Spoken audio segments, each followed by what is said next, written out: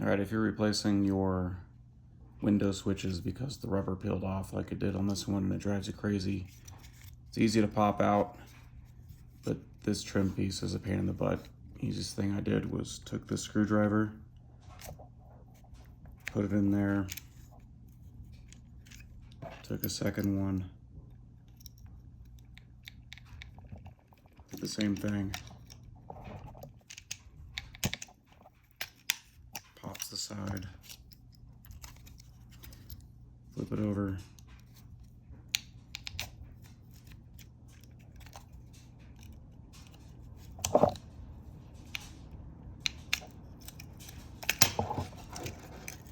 and there you go. Now you can put it on your new piece.